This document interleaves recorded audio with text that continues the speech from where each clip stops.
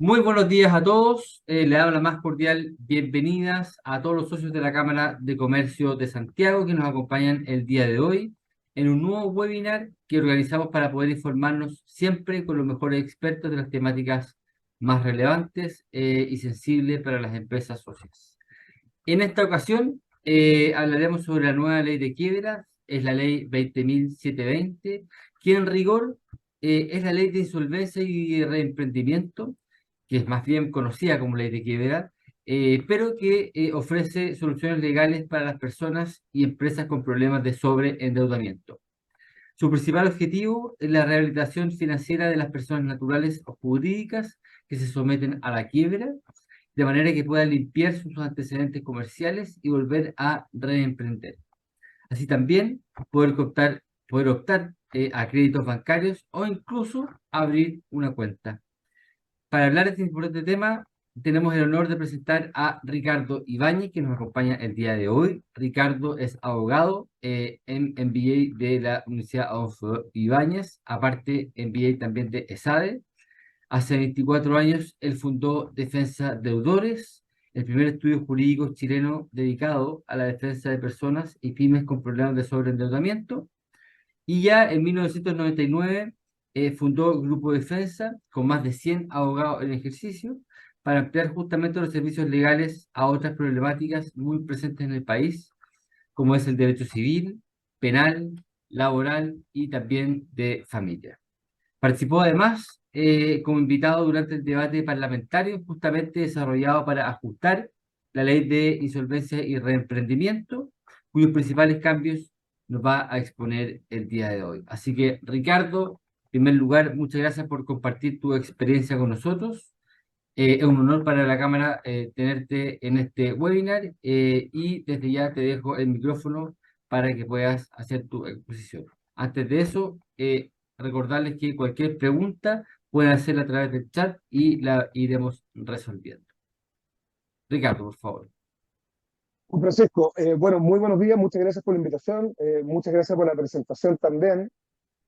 Hablar de este interesante tema que sin lugar a dudas está tomando los principales periódicos. Yo, obviamente por un tema de formación profesional, estoy todos los días, ¿no es cierto?, las portadas, inclusive los cuerpos interiores del Mercurio, del Diario Financiero, del Diario Pulso, están trayendo prácticamente todos los días alguna empresa que está sometiéndose a procedimientos de reorganización o de quiebra, y que muchas veces las pymes, en el fondo, y medianas empresas, tienen muchas dudas en torno a qué significa esto, qué implica, cuáles son los requisitos, cuándo tomar la decisión, cuándo no, cuándo puedo tomar este pulso para ver si es que mi camino está por la reorganización o por la liquidación. Así que es un tema bastante atingente que imagino que debe estar suscitando el interés de muchos socios de la Cámara, porque de esta crisis claramente que se viene dando ya desde el estallido social, han sido pocas las empresas, creo yo, que no han tenido que tomar algún tipo de decisión respecto de la forma en que se financiaron o de cómo se van a seguir financiando.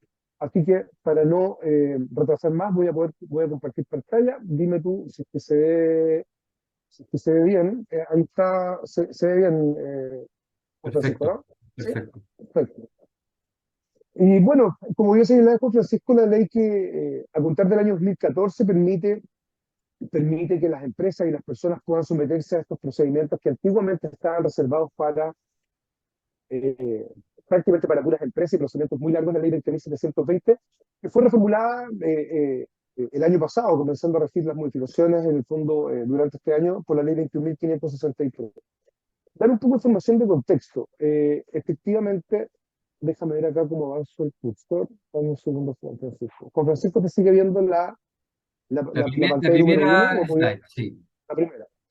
Voy a dejar de compartir y voy a volver a compartir, porque por algún motivo me queda pegado. A ver,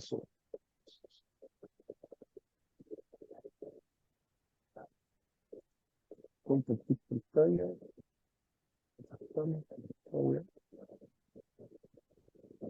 Ahí está perfecto. Ahí está, pero está, no puedo mover el cursor hacia el lado, o sea, ese es el problema. Ahí se ve, ¿ah?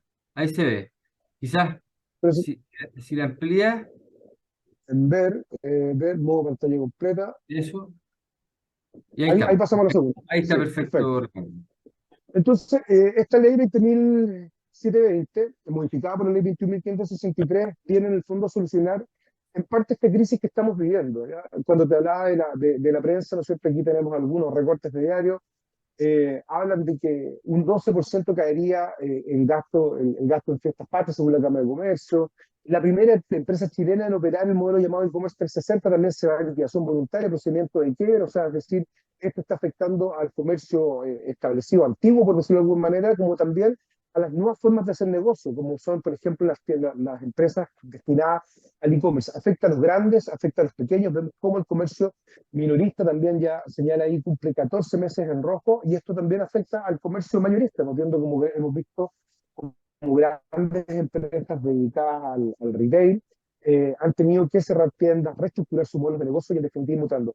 La noticia de la semana pasada, que obviamente a todos nos toma por bastante, no por sorpresa, sino que nos toma con bastante preocupación, que los despidos por necesidades de la empresa han superado los 300.000 despidos entre enero y agosto, aumentando casi un 16% en un año.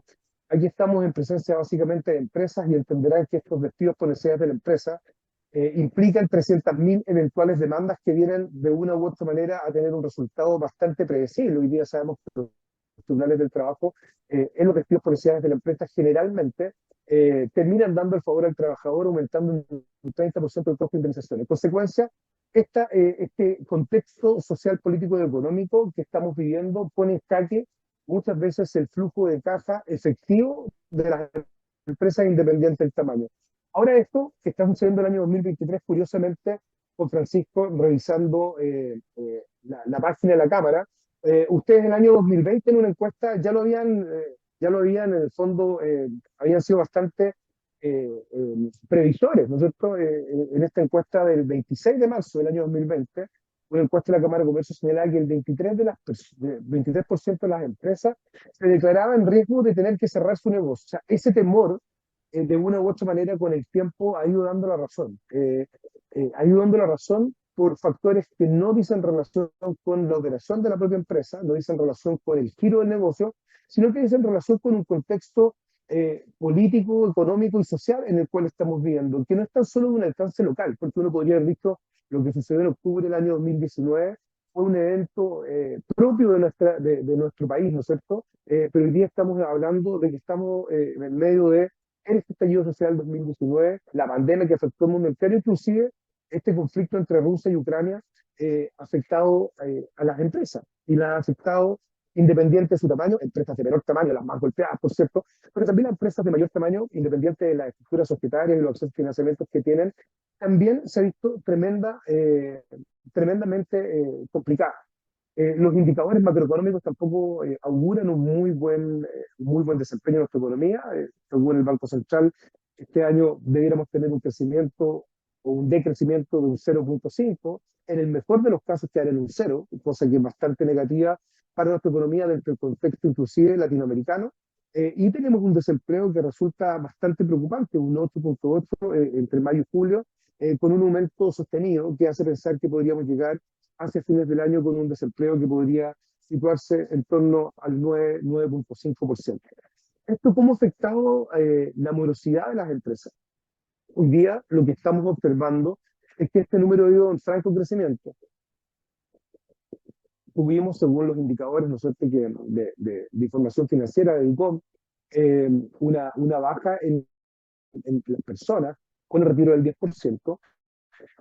Sin embargo, hemos visto que las empresas, hoy día tenemos 78.587 empresas que están morosas. Este número, que podría ser menor, ¿no es cierto?, frente a los 4 millones de chilenos, personas naturales que están en situación de morosidad, no es menor respecto de lo que porcentualmente significa. Esto implica que hoy día tenemos un 12,9% de todas las compañías activas que están morosas. Es decir, de cada 100 empresas, 13 registran morosidad. ¿Cuál es el problema de la morosidad? Que probablemente las empresas que nos están escuchando hoy día, si es que han pasado por este suelo, entenderán, es que se cierran todas las puertas. Empezamos a tener problemas con nuestros proveedores, empezamos a tener problemas con el financiamiento, teniendo que recurrir a herramientas de financiamiento que son más caras, con una mayor tasa de interés, que muchas veces también exigen garantías adicionales por parte de los socios, y todo este conjunto de factores, sin lugar a duda, que nos lleva a perder competitividad. Nos volvemos más caros, En consecuencia, tenemos que trasladar ese precio a alguien, y lo cual en muchos casos hace perder mercado, hace perder clientes y hace que nuestros competidores que tienen mejores accesos a financiamiento puedan ganar posición respecto a nosotros. De estas 78.587 empresas que hoy día se encuentran morosas, representan una mora total de más de 1.300 millones de dólares. La mora promedio por empresa, estamos hablando del orden de los 14 millones, que puede sonar una cifra menor, pero cuando vamos a cómo está distribuido por tamaño de la empresa, resulta bastante peligroso, porque hoy día más del 50% de las empresas que están morosas son microempresas. Cuando hablamos de microempresas, una mora de 14 millones de pesos implica en muchos de los casos prácticamente un porcentaje importante de su capital de trabajo. La gran empresa que está morosa es solamente un 4,7. ¿Por qué se hace esta distinción de la morosidad? ¿Y por qué también golpea mucho más al micro, al pequeño, que al mediano y al grande? Yo tenía un profesor en la escuela de Derecho que tenía un dicho muy cierto, ¿no es cierto? Decía, cuando la deuda es chica, el problema es del deudor. Cuando la deuda es grande, el problema es del acreedor.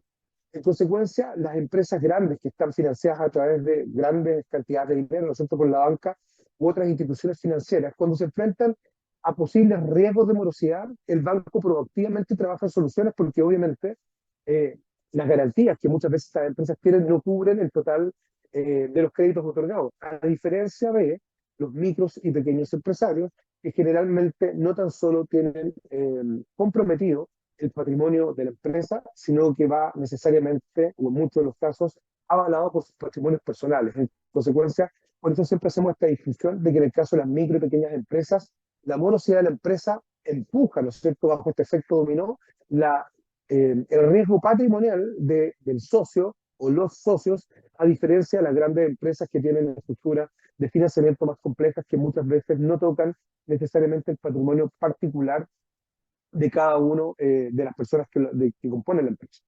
Si nos vamos por rubro, podemos señalar de que quienes han sido más golpeados ha sido el comercio. El comercio, el mayor y el por menor. Hemos visto hoy día, no es poco habitual nosotros recorrer, nosotros por un tema estratégico, dado que lo nuestro es el litigio, mantenemos nuestra matriz en un edificio, en huérfanos con Amunati, que no nos hemos podido mover de ahí, porque trabajamos mucho con los tribunales, tenemos los 30 tribunales a media cuadra, la corte, nosotros una cuadra y media, y es impresionante como por el paseo huérfanos, por ejemplo, hoy día la cantidad de locales cerrados y dados en arrendamiento, eh, podría decir inclusive asegurar que probablemente son más locales que están cerrados que los que están abiertos.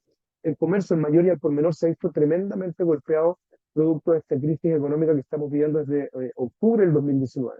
Por otro lado, también los servicios administrativos, transporte y almacenamiento se vieron duramente golpeados durante el periodo más complejo del COVID, ¿no es cierto?, con un alza en el transporte, alza en los combustibles. Generalmente el rubro del transporte y almacenamiento está también endeudado en dólares. Nosotros hemos tenido una volatilidad del dólar que también ha hecho que estos rubros se vean fuertemente golpeados por la morosidad, donde también los créditos entregados en moneda extranjera, hay un fallo de la Corte Suprema que salió ayer bastante interesante, pero hasta antes de este fallo, muchas veces también los créditos otorgados en moneda extranjera estaban sometidos a tasas de interés, inclusive que podían superar en algunos casos el interés máximo convencional. Y también, por cierto, se han visto bien afectados el rubro de las actividades profesionales, científicas y técnicas. En nuestra experiencia en defensa de deudores hemos visto cómo rubros que jamás pensamos que iban a tocar nuestra puerta lo han tocado. Dada la crisis de las ISAPRES, por ejemplo, hemos visto como muchos centros médicos dedicados a especialidades, por ejemplo la ginecología, se han visto tremendamente golpeados producto de la baja que han tenido en el requerimiento de sus servicios.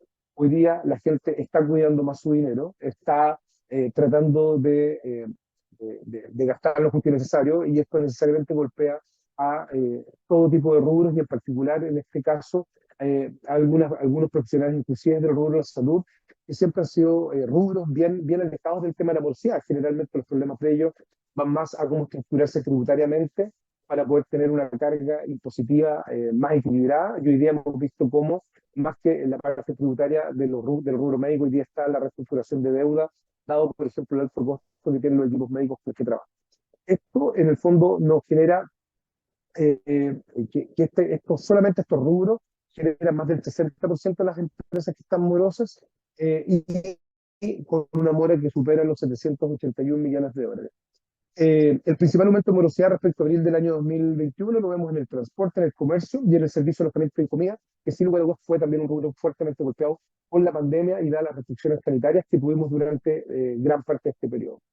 Pero bueno, dado este contexto donde hemos hablado de cuáles son los rubros, de cuáles son las actividades económicas más golpeadas, cabe preguntarse qué hacemos frente a una crisis. O sea, ok, tenemos una empresa que está morosa, estamos dentro de los rubros que están fuertemente golpeados, tenemos una mora interesante que no podemos abordar. Bueno, ¿qué hacemos? Y aquí es donde tenemos que decir, bueno, la ayuda puede ir de estos lados, puede ir del Estado. Muchas veces el Estado ha ido en ayuda. Nosotros cuando parte la crisis en el fondo sanitaria, el Estado impulsó, ¿no es cierto?, los créditos FOGAPE, impulsó también de una u otra manera que algunos bancos casi automáticamente suspendieran sus créditos hipotecarios, por ejemplo, por periodos cercanos a los 6 meses. La solución también puede ir de la banca. La banca hoy día, y eso es bastante rescatable, ¿no es cierto? Producto de esta crisis económica, también hemos visto como de una u otra manera la banca y algunos bancos en particular se han comportado de una manera bastante más amigable al momento de enfrentar una renegociación extrajudicial. Y también la alternativa frente a una crisis puede venir de una decisión personal, que la decisión del empresario, si sabes que en realidad la ayuda estatal no me funciona, la ayuda de la banca no me resulta suficiente. En consecuencia, voy a tomar una decisión personal que es buscar asesoría y enfrentar este procedimiento de insolvencia o este proceso de morosidad, enfrentarlo para evitar una futura insolvencia. Y ahí es donde tenemos la regulación de lo que se denomina quiebras en Chile, que hoy día cambiaron de nombre, ya se habla de ley de insolvencia y reemprendimiento y no de ley de quiebra. Esto tiene por objeto desestigmatizar un poco la palabra quiebra. La quiebra estaba muy manoseada, ¿no es cierto? Tenía una connotación muy negativa, se hablaba del fallido, la quiebra se vinculaba también con la quiebra fraudulenta, se vinculaba con la comisión de delitos. En consecuencia, se habla hoy de una ley de insolvencia y reemprendimiento que tiene por objeto hacerse cargo de aquellas empresas que están pasando por una situación de insolvencia y básicamente poder tomar dos caminos que digan relación con darle continuidad a esta empresa o bien derechamente cerrarla, pero de una manera ordenada. Esta regulación de la quiebra, como señalaba, está regulada hasta antes del año 2014 en el libro cuarto del Código de Comercio. A contar del 9 de octubre del 2014, comienza a regir la ley 20.720, que ha sido modificada hoy día por la ley 21.563. Como señalaba, incorpora este concepto de reemprendimiento, permite la renegociación y quiebra o liquidación de deudas de la persona natural y permite la reorganización, que es el equivalente a la renegociación para personas en las empresas, como a su vez la liquidación de las mismas, que este cierre ordenado, no este cierre que se daba hasta antes de la vigencia de la ley, sobre todo en las empresas de menor tamaño, que era un cierre informal, ¿no es cierto? Prácticamente se bajaba la cortina, se cambiaban los domicilios, se cambiaba el teléfono y las pequeñas empresas desaparecían. ¿Qué es lo que hemos observado en esta ley entre el año 2014 y el año 2022? Hemos observado que durante el 2014 y el 2022 quebraron, se liquidaron 9.119 empresas. ¿Cuáles son los principales rubros a los cuales se dedican estas empresas que han quebrado en los 8 años de existencia de la ley? Las empresas vinculadas al comercio, un 18% de las quiebras dicen relación con eso, un 10.3% a la construcción. La construcción, bien hemos sabido de que producto del alza de los insumos, de los materiales de construcción, que hoy día han tendido a la baja, pero que durante un tiempo en el fondo llegaron a máximos históricos, el alza en la mano de obra fueron fuertemente golpeadas y vimos como grandes constructoras han caído, están cayendo y seguramente van a caer. También un 9.1% de las empresas que han quebrado, hasta más de 9.000 empresas, dicen relación con la industria manufacturera, y un 6.2% con la salud. Y vuelvo a hacer hincapié en la salud, que fueron rubros que hasta antes de esta crisis nunca vimos afectados de la forma que lo estamos viendo hoy día.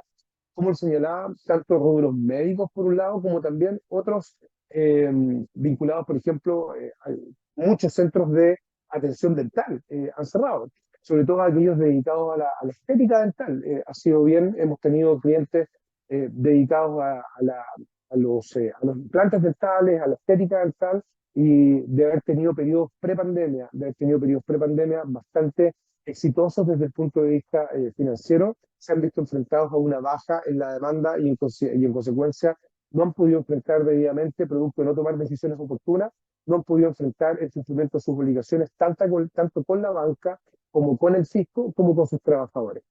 Eh, También señalar de que producto de que la ley, hasta antes de la modificación de la ley 21.563, le daba la característica de empresa a personas que habían emitido boletas de honorario en los últimos 24 meses, el 40% de las empresas que quebraron correspondía a personas que habían emitido boletas de honorario. Y fue algo que se corrigió en la nueva ley, porque claramente el 40% de estas 9.000 empresas, es decir, 3.600 empresas, que en realidad eran personas que emitieron boletas, probablemente no todas ellas eran empresas y habían sido personas que habían emitido una boleta con el objeto de poder complementar sus ingresos y que por un error desde el punto de vista del legislador se les dio esta categoría de empresas, en el fondo abultando este número. Pero en definitiva podríamos hablar de que empresas probablemente han sido unas 7.000 que han quebrado durante la vigencia de la nueva ley.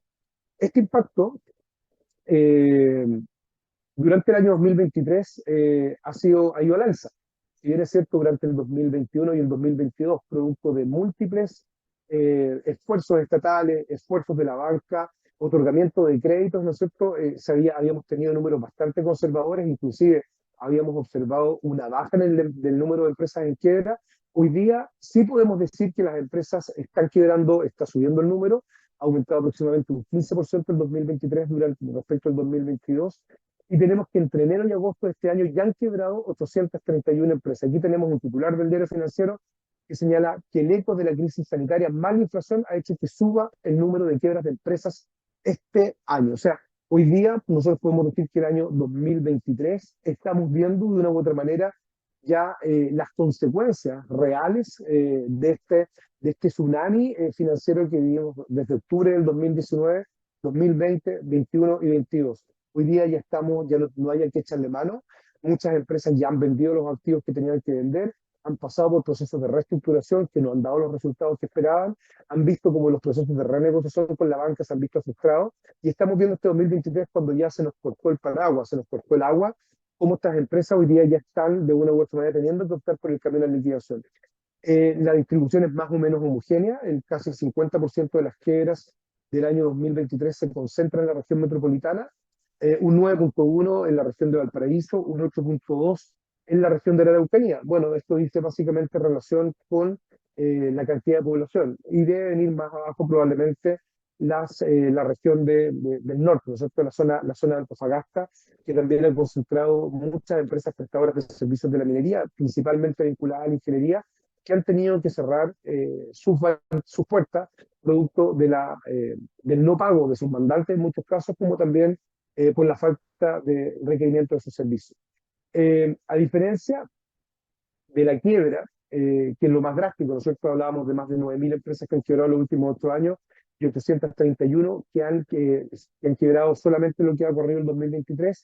La ley también permite que las empresas puedan reorganizarse, es decir, reestructurar sus pasivos y dar paso a un mayor plazo para el pago con sus acreedores, condonación de intereses, condonación de multas. Estas empresas que se han reorganizado en estos últimos 8 años han sido solamente 357. ¿Por qué tan poquitas empresas? Porque el procedimiento de reorganización con la ley antigua, con la ley 20.720, era un procedimiento que estaba reservado para las grandes empresas, y por eso que observamos que el 52% de las empresas que se reorganizaron son grandes empresas, es decir, empresas que tienen, que tienen gran estructura societaria, que tienen acceso a grandes asesores en el fondo y que tienen las espaldas para enfrentar este proceso de reorganización que hasta antes de la ley nueva, sino que con la ley 20.720 era un procedimiento bastante caro, engorroso, que hacía que tan solo un 9% de las empresas que se organizaran fueran pequeñas. O sea, la reorganización estaba reservada para las grandes empresas y la liquidación, como vimos en la lámina anterior, eran las empresas que quebraban eran mayoritariamente pequeñas. Este año, el año 2023, en lo que ha ocurrido el año, se han reorganizado 35 empresas solamente. O sea, hemos tenido más de 800 quiebras, sin embargo, hemos tenido 35 reorganizaciones. O sea, podríamos decir que hay 25 veces más quiebras que reorganizaciones hoy día en nuestro país. Un 71% de las organizaciones están en la región metropolitana, un 11,4 en la región de los lagos, un 5,7 en la región de Valparaíso. O sea, podemos de aquí deducir que, si bien es cierto, las quiebras se reparten homogéneamente a lo largo del país, la reorganización está concentrada en Santiago, básicamente en el fondo porque muchas veces las grandes empresas concentran sus matrices en Santiago y a su vez también asesores que los puedan guiar en estos procesos también se encuentran mayoritariamente en la región metropolitana. Cuando vamos a estas empresas que se reorganizan, a estas empresas que se liquidan, también es bastante importante poder entender cuáles son los patrones comunes que se vienen dando. En la medida que nosotros esta data que podemos recoger de las empresas que se someten a estos procedimientos, esta data, si la analizamos, en el fondo podemos advertir determinados patrones que nos hacen prevenir efectos futuros, así como en el mundo de la computación hoy día se habla del Big Data y del Data Science. Big Data, es decir, como a propósito de numerosos datos puedo obtener comportamientos futuros con el Data Science. Nosotros en el fondo, con la experiencia que tenemos en nuestra organización, con estos procedimientos de insolvencia, también hemos podido, de acuerdo a los datos que tenemos y los relatos de nuestros clientes, poder construir algunos patrones comunes. Y así nos hemos dado cuenta, por ejemplo, que en las empresas, en las causas de insolvencia de empresas y personas en Chile, siempre se nos repite la misma historia. El denominador común, por cierto, es la falta de educación financiera, pero en el caso de las personas podemos advertir que esto siempre parte con un bicicleteo de las deudas, dado básicamente por situaciones de desempleo. Generalmente una persona natural queda sin trabajo y comienza con los pagos mínimos, comienza a pagar pide un crédito para pagar otro crédito, pasa por estas compras de cartera, pasa por estos refinanciamientos, y en el fondo una deuda que originalmente era de 10 millones de pesos termina siendo una deuda de 60 millones de pesos, producto de malas decisiones financieras que se van tomando. En el caso de las personas también muchas veces nos vemos enfrentados a problemas de salud. Bien sabemos que dado el sistema de salud que tenemos en nuestro país, una enfermedad como un cáncer, una enfermedad o un accidente grave termina necesariamente con una familia endeudada, junto también con contingencias familiares. Cuando hablamos de contingencias familiares, y Juan Francisco nos presentaba, nosotros, si bien es cierto, desde el año 99, nace Defensa de Deudores, a contar del 2014 aproximadamente, nace Grupo Defensa, donde nos hemos dado cuenta de que eh, producto de contingencias familiares como un divorcio o una separación, viene necesariamente dado un problema de endeudamiento. En el caso de las empresas, nos hemos dado cuenta también que la mayor problemática que tienen respecto a sus deudas dice no necesariamente en relación con la banca y el sistema financiero, muchas veces son las deudas con el fisco. Tesorería General de la República, las multas e intereses que cobran, ¿no es cierto? Inspección del Trabajo, que también las multas son bastante fuertes, son una piedra del zapato para muchas empresas independientes de su tamaño. También, obviamente, la causa de insolvencia de las empresas hoy día la hemos visto en la disminución de ingresos y ventas. Por eso que hoy día tenemos empresas que necesariamente deben reorganizarse y no liquidarse, que es algo que nos cuesta poder transmitir muchas veces a empresarios que se ven enfrentados a estos procesos, que cansados de luchar contra la corriente, de levantarse todos los días, de ver números rojos, no reestructuran sus negocios, en vez, teniendo venta, eh, y viendo disminuidos sus ingresos y no pudiendo pagar en el fondo el endeudamiento que traen, sus problemas pasan más por reestructurar su deuda, reestructurar pasivos, que por tener que bajar la cortina. Y obviamente también una causal no menor de insolvencia es en el retraso en el pago de los propios proveedores. Hemos visto hoy día como los proveedores grandes, como los clientes grandes matan a sus proveedores más pequeños, producto muchas veces de este retraso en el pago de facturas, que nos hace tener que, a los más pequeños, tener que derivar en estos síntomas, en determinados síntomas que también hemos advertido con el paso de los años. ¿Cuáles son los síntomas que nos hacen sí o sí decir esta empresa va a terminar o en un proceso de reorganización, con un procedimiento de quiebra? Son estos síntomas que probablemente puedan haber vivido en sus propias empresas o en empresas proveedoras, que son básicamente esta declaración de cotizaciones previsionales y no pago. Esto lo hemos visto numerosas veces. Empresas que se someten a procedimientos de reorganización o liquidación, un síntoma que sí o sí presenta ha sido tener cotizaciones previsionales declaradas y no pagadas. En el caso de las empresas más pequeñas o microempresas, también vemos como muchas veces el propio dueño, los propios socios, en el fondo, ingresan préstamos personales para pagar costos de operación de la empresa. Entonces vemos que un mes tenemos una deuda de 5 millones de pesos en cotizaciones y pedimos un crédito personal y lo ingresamos como préstamo a la empresa, inclusive muchas veces ni siquiera lo ingresamos contablemente. También es un síntoma que se repite en más del 80% de las empresas micro y pequeñas que sometemos a procedimientos de ley 20.720, ya sea reorganización o liquidación. La factorización de documentos también es algo inevitable que vemos en todas y cada una de las empresas que caen en situación de insolvencia. Comienza la factorización de documentos y en definitiva bien sabemos quienes hemos operado en alguna oportunidad con este tipo de empresas y terminamos en muchos casos trabajando para pagar el factoring o bien perdiendo competitividad. Se nos hace más cara la operación, teniendo que trasladar muchas veces el costo financiero en nuestros clientes. También hemos visto las sociedades de garantía recíproca que hoy día están un poquito menos presentes en las pymes, pero también durante un tiempo se transformaron en una crónica de muerte anunciada. Nosotros, aproximadamente el 90% de las empresas que sometimos a procedimientos, pues, empresas medianas que sometimos a procedimientos de liquidación, habían trabajado anteriormente con sociedades de garantía recíproca. En el comercio más pequeño todavía vemos cómo el pago con cheque afecta por parte de pequeños comerciantes a proveedores. También es un síntoma inequívoco de que esta empresa va a terminar en algún momento en situación de insolvencia, y a las microempresas vinculadas básicamente al comercio minorista también el endeudamiento informal. Síntomas que de una u otra manera Bandolos hace prever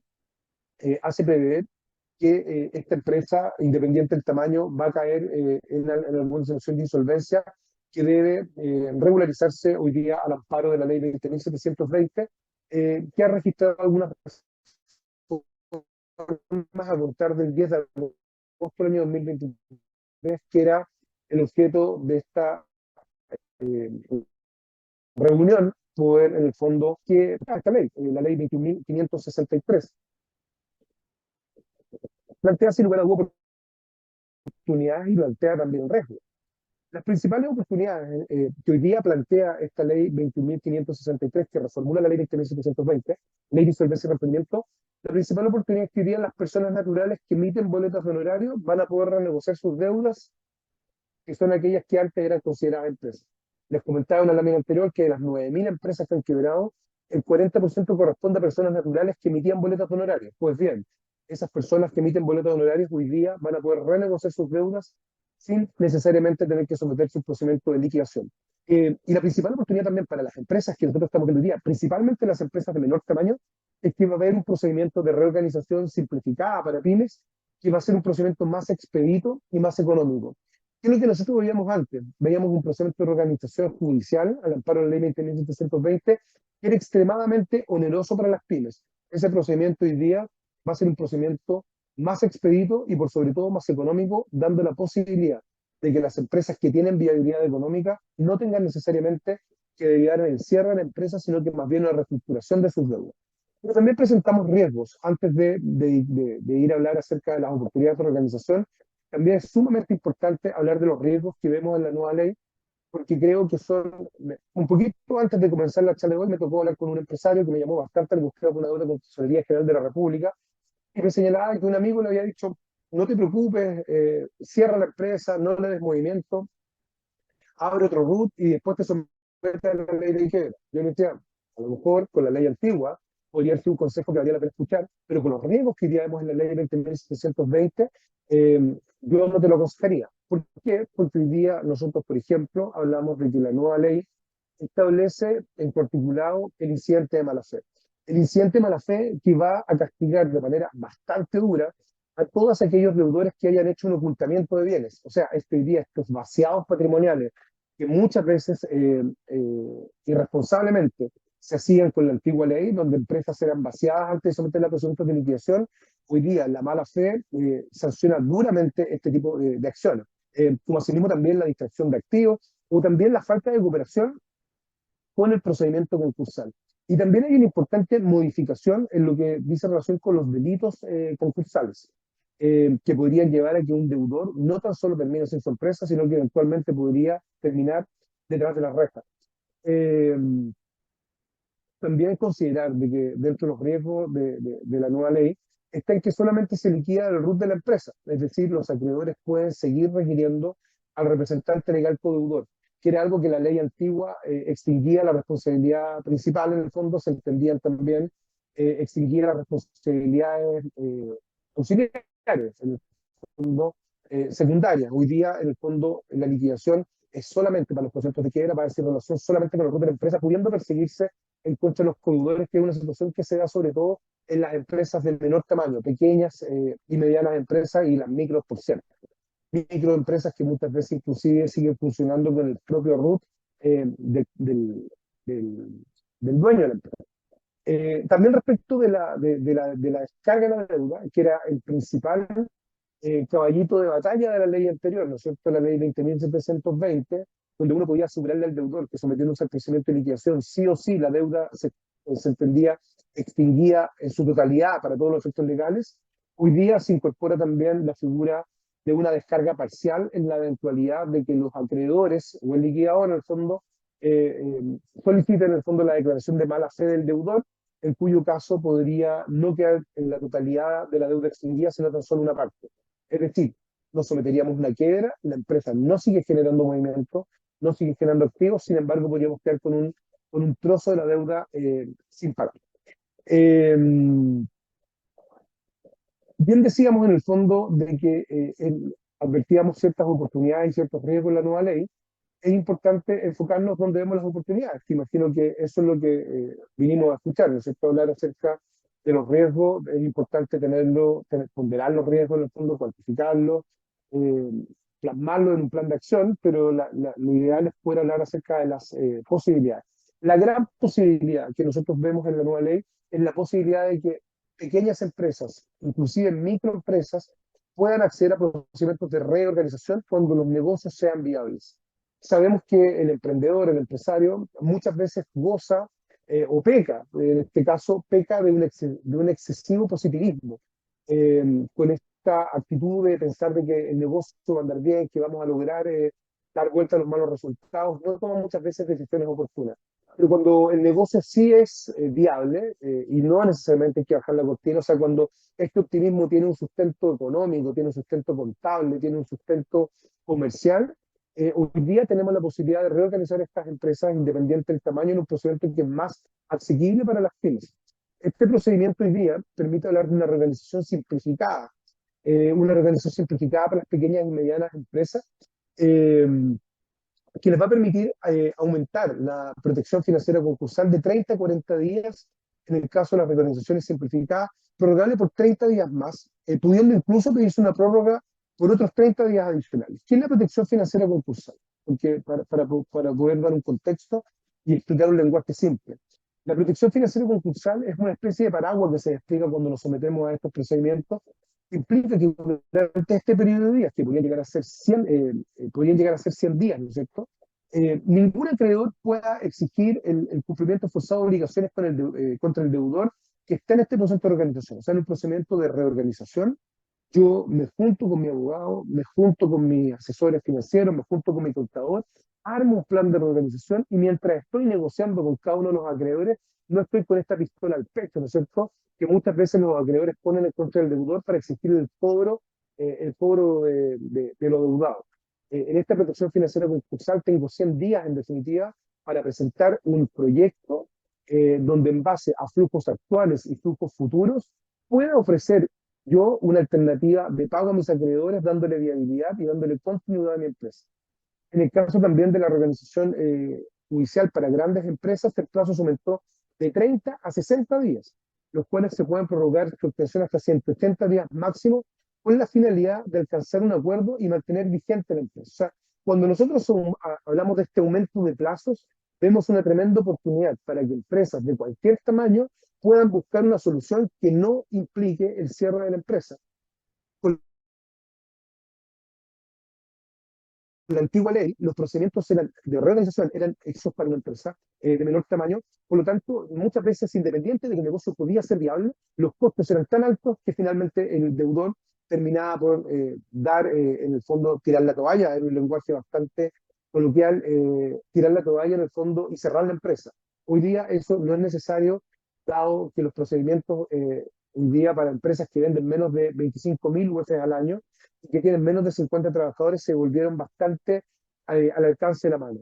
se presenta ya no un certificado emitido por un auditor validado por la CMF, hoy día es una declaración jurada. eh, Se creó también una nómina de deudores exclusivos para este procedimiento de menor costo. Los costos, esto hace que los costos de una reorganización simplificada hoy día sean bastante menores. Contemplemos que hoy día la declaración jurada viene a sustituir un certificado de un auditor externo que costaba antes de la reforma aproximadamente 100 UF, estamos hablando de 3 millones de pesos de fracción, y también los honorarios de los veedores que antes partían alrededor de las 200 UF, hoy día también pueden partir del orden de un 10, un 20% de esta suma. En consecuencia, lo que antes nos costaba echar a andar en un procedimiento de organización del orden de los 10 millones de pesos, hoy día podemos hablar de que este costo de echar a andar una organización puede ascender a un 20% de ese monto, lo cual hace que este procedimiento se acerque muchísimo a aquellas pequeñas y medianas empresas que, como bien señalábamos aquí, al inicio de la presentación, tiene una mora promedio de 14 millones de pesos. Entonces, cuando llega un pequeño empresario con una mora de 14 millones de pesos y le decimos que para iniciar un proceso de reorganización necesitan 10, claramente no había mucha lógica entre el monto deudado y el monto necesario para reorganizar. Hoy día, ese mismo deudor que llega con una mora de 14, le podemos decir que poner al día en el fondo sus deudas tras un proceso de organización puede tomar un valor cercano desde los 2 millones de pesos. ¿Cuáles son los efectos de la reorganización y por qué nos interesa tanto promover la reorganización en las pequeñas y en las microempresas, y las medianas también, pero las medianas y las grandes siempre han tenido este procedimiento? ¿Por qué nos interesa poder concentrar en las micro y las pequeñas? Porque primero que todo son empresas que eh, eh, ¿por qué nos interesa? Porque primero generan un bienestar en la sociedad. O sea, mantener vigente la empresa, mantener vigente la empresa conserva el empleo. O sea, estábamos hablando de unas láminas que había una noticia del diario financiero que hablaba de que teníamos más de 300.000 despidos por necesidades de la empresa. Eso hoy día nos permite, de una u otra manera, tener que trabajar para que no se siga aumentando ese número. La reorganización de la pyme permite mantener vigente la empresa y en consecuencia mantener vigente la nómina de trabajadores o gran parte de ellos. También permite que quedemos vigentes en el sistema financiero y Sindicom. O sea, hoy día una empresa que se mantiene vigente en el sistema financiero y no registra morosidades puede de una u otra manera poder optar a capitales de trabajo, poder pasar un due diligence en el fondo y que se le pueda meter un inversionista, poder también en el fondo seguir siendo sujeto de crédito, poder seguir participando en determinadas licitaciones, etcétera, etcétera, etcétera. Los efectos de la reorganización también es que se pueden obtener en algunos casos meses de gracia. Muchas veces, sobre todo en periodos de pago bastante cíclicos, ¿no es cierto? Que no son pagos necesariamente recurrentes y mensuales, podríamos en el fondo tener meses de gracia para lograr, por ejemplo, llegar a un periodo de una próxima cosecha. Se pueden también, y lo hemos logrado, obtener condonación de parte del capital. Hoy día lo hemos enfrentado a algunos acreedores que frente a un proceso de reorganización sensato, donde hay una oferta de pago real, inclusive se ha logrado de alguna parte de la obligación que se encuentre prescrita o que pueda ser discutible, lograr condonación inclusive del capital y, por supuesto, lograr la condonación o la disminución también de los intereses, que son muchas veces estos intereses o multas los que terminan matando al deudor. Muchas veces el problema no está en el capital, no está en la deuda, en la forma de estructuración de la deuda, sino que el problema está en los intereses y multas que se han aplicado producto de situaciones de morosidad. ¿Qué deudas puedo organizar? Importante, ¿qué deudas puedo organizar? Puedo organizar los pagos a proveedores, puedo organizar créditos con casas comerciales, puedo organizar créditos de consumo, créditos hipotecarios, leasing, deudas por arrendamiento, deudas por impuestos. ¿Qué deudas no se pueden reorganizar? Que es importante tenerlo en consideración para efectos de presentar, de hacer un análisis de viabilidad de la empresa. No puedo realizar deudas previsionales, porque obviamente estamos resguardando ahí los derechos de los trabajadores. No se pueden reorganizar deudas laborales y obviamente en el caso de las personas naturales no se pueden reorganizar deudas por pago de pensión de alimentos. Pero van a haber empresas de cualquier tamaño que después de pasar este análisis de viabilidad económica, vamos a decir en realidad esta empresa no tiene vuelta. O sea, y también hay que ser brutalmente honesto en tomar esta decisión de manera oportuna.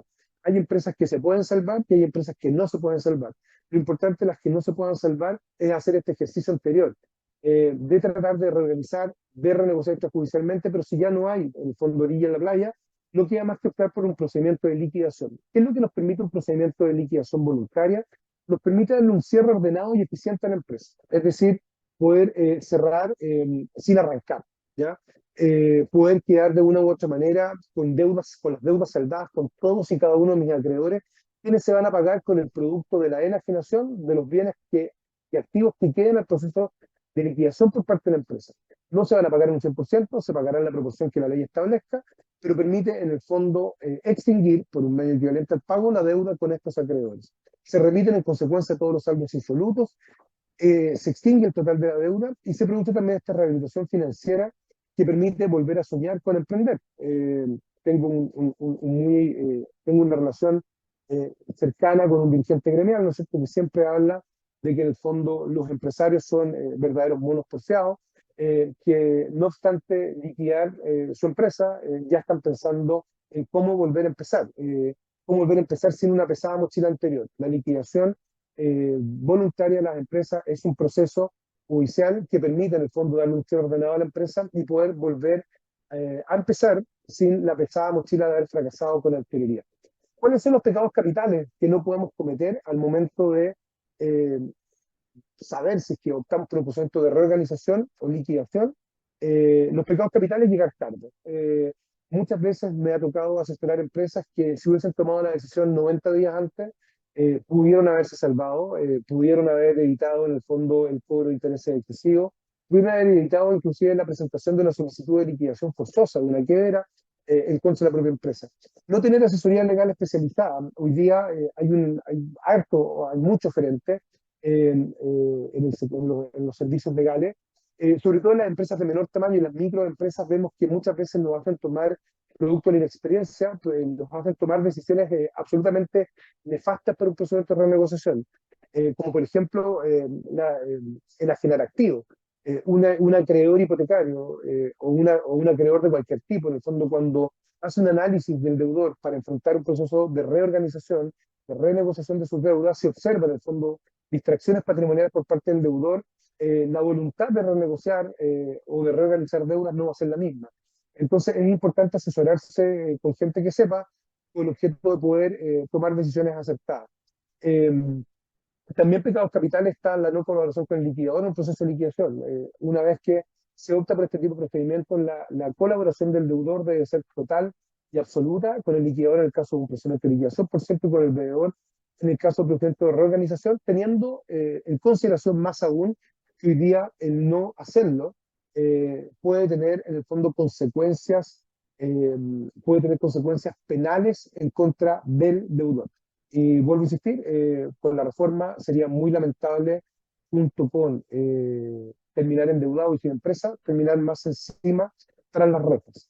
Juan Francisco, eso es lo que teníamos preparado para el día de hoy. Si es que hay alguna pregunta, házmelo saber y podemos contestar. Muchas gracias. Oye, muchísimas gracias Ricardo, la verdad que es súper completa tu presentación, muy interesante, y tenemos ahí algunas preguntas que nos han hecho, y quiero partir primero con una pregunta que la voy a hacer yo directamente, y luego vamos a ir con las preguntas del chat. Em, Primero, Ricardo, ¿en qué caso es recomendable la reorganización de una pyme en vez de una quiebra? ¿Mm? Mira, implica un acto de de ser bastante honesto, ¿ah? Todos de repente tenemos una percepción media distorsionada de la realidad, porque creemos en nuestros proyectos. Que un empresario, si un empresario no cree en su negocio, mejor que se dedique a otra cosa, ¿no es cierto? Entonces, cuesta mucho y es un trabajo, te diría, más de psicólogo que de abogado, hacerle entender muchas veces a un empresario que tome uno u otro camino. Para mí, esto tiene que ver con la viabilidad económica. O sea, si yo veo que en el fondo el problema de liquidez y el problema de flujo es temporal y es abordable, sin lugar a dudas que el camino nunca va a ser la liquidación. Es mejor hacer frente al problema de insolvencia que estamos teniendo, reestructurar pasivos, reestructurar operacionalmente, bajar nuestro costo de operación y seguir dando una posibilidad de empresa. Solo si el negocio tiene viabilidad económica. Te voy a poner un ejemplo súper simple. Hubo muchas empresas, por ejemplo, muchos hoteles. La coyuntura que ellos tuvieron a propósito del COVID y de la baja en el turismo fue coyuntural. O sea, fue un periodo de tiempo y hoy día vemos en el fondo cómo estos negocios han vuelto a tener flujo. Sin embargo, hay negocios que por su modelo de negocio eh, no tienen viabilidad económica en el mediano o largo plazo. No quiero herir susceptibilidades ni obviamente me reservo el nombre porque por efectos de secreto profesional, ¿no es cierto? Pero me tocó hace poco entrevistarme con un dueño de una editorial, de una imprenta. Eh, el modelo de su negocio cambió. O sea, imagínate que el fuerte de él era atender restaurantes para imprimir la carta. O sea, el fuerte de él era ese. Hoy día pensar en que ese negocio tiene viabilidad económica, cuando hoy día todos vamos a un restaurante y escaneamos el QR, donde el material impreso por temas de sostenibilidad también deja de ser, hoy día todos ya no tenemos tarjeta de presentación, tenemos un código QR en el celular. Cuando el modelo de negocio cambia y en realidad no hay vuelta atrás, la liquidación es lo más sano. Y en el caso, por ejemplo, en particular de esta imprenta y editorial, venía de los años 50, tenía trabajadores con 30 años de servicio. Pensar en indemnización, o sea, no había plata para cerrarla pagando. O sea, era imposible. Entonces, el dueño de esta empresa tenía dos alternativas. Una, empobrecerse a los 70 años, vendiendo todo su patrimonio personal para meterlo en la empresa para cerrarla, ni siquiera por un tema de transformación digital, sino que tenía que cerrarla, o luego tenía que someter un procedimiento de liquidación. Claramente, en este contexto, nuestro consejo fue hay que liquidarla. Pero hay otros, cuando el negocio tiene viabilidad económica y la coyuntura es temporal, sin lugar a dudas, sobre todo en el contexto social, político y económico que vemos hoy día, la reorganización es el camino porque permite conservar la fuente de empleo para muchas personas. Entonces, siendo concreto, Juan Francisco, cuando hay viabilidad económica, la solución es la reorganización, independiente del tamaño de la empresa, sobre todo con las modificaciones legales de hoy que lo hacen mucho más asequible, y cuando no hay vuelta atrás, sin lugar a duda que la solución es la liquidación en vez de este cierre informal, que era lo típico de los años 80, los años 90, tanto la vigencia esta ley, que era cerrar el negocio, cambiar el teléfono, cambiarse casi que cambiarse de nombre. Oye, Ricardo, y ahí complementando un poco esta pregunta inicial, y en base a tu experiencia, ¿cuál es la principal señal de riesgo que tiene una empresa para empezar a construir la decisión? La principal señal de riesgo desde mi punto de vista es la exposición del crédito, ¿no? O sea, ahí hay que ser súper responsable porque pasa a ser finalmente una herramienta de negociación. Sobre todo en las empresas de menor tamaño, el principal indicador desde mi perspectiva en cuanto a la exposición es el patrimonio también, el patrimonio que está avalando la deuda. Tú sabes que en el caso de las empresas de menor tamaño, generalmente, claro, a la empresa le prestan 100 millones, pero dejan amarrado al socio principal con su cónyuge y en el fondo tú dices, bueno, si tengo mucha exposición frente a este crédito, es un crédito una situación muy riesgosa que me obliga muchas veces a tener menos ancho para renegociar mi deuda, para reestructurarla. Ya porque en el fondo basta que la renegociación puede ser en el fondo no satisfaga las pretensiones del acreedor y en el fondo te vas con todo el hilo. Perdóname el lenguaje poco técnico, ¿no es cierto?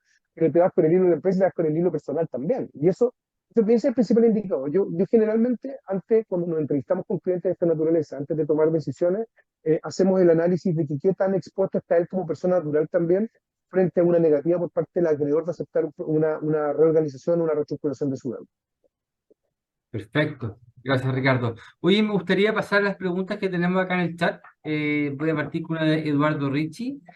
La voy a leer. ¿Ah? Supongo que esta ley no tiene efecto retroactivo, es decir, el tema de que ahora puedan ser responsables de la liquidación sus socios no opera o se aplica para liquidaciones iniciadas con anterioridad, o cómo es un cambio de procedimiento. ¿Se debe aplicar a todos los procedimientos actuales vigentes? Perfecto. Bueno, respecto de eso hay un argumento de texto, ¿eh? Eso está contemplado en el artículo 10º transitorio, que señala que las disposiciones penales contempladas en la presente ley solo se aplicarán a los hechos ocurridos con posterioridad a su entrada en vigencia. Así que En consecuencia, no afecta a los procedimientos iniciados con anterioridad a la entrada en vigencia del 21.563, eh, que está, como te digo, es una razón de texto, así que no hay mucho que discutir. O sea, solamente es para, no tiene efecto retroactivo y pone solamente para aquellos hechos acaecidos con posterioridad a la entrada en vigencia, es decir, desde agosto de este año. Perfecto. Oye, Arturo Yáñez pregunta aquí, desde el punto de vista del acreedor, ¿cómo actúa esta ley? Se habla de lo que puede hacer el deudor, pero el acreedor también tiene algún tipo de protección.